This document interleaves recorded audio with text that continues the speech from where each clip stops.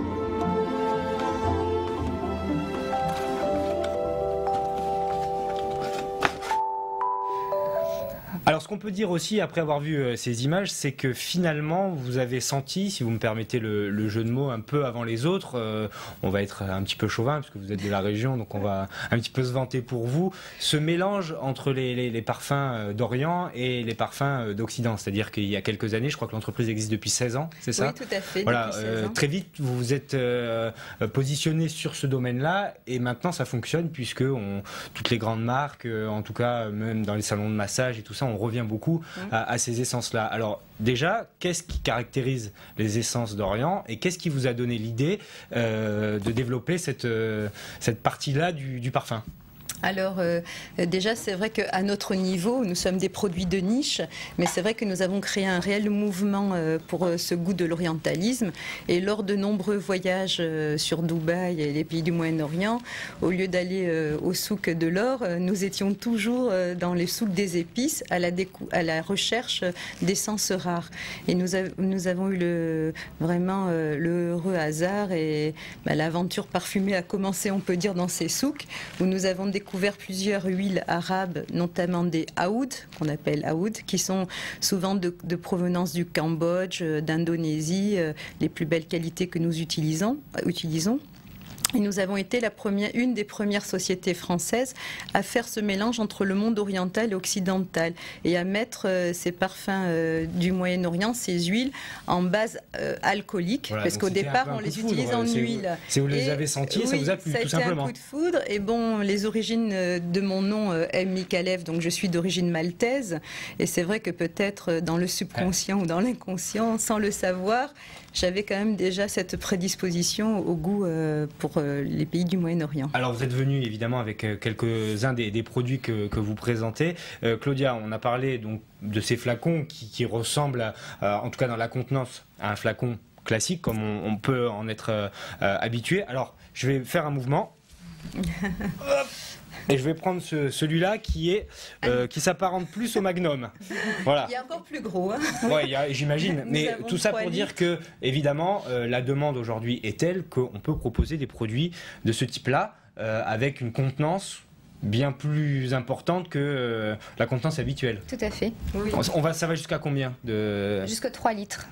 3 litres. Oui, et 3 là litres vous de avez parfum, 1 litre. Combien de temps Mais je pense que dans ce cas-là, c'est peut-être plus pour l'objet en lui-même. Je pense pas. Enfin, après, je sais pas, parce que dans les pays du Moyen-Orient, les gens raffolent de parfums, donc c'est des fois.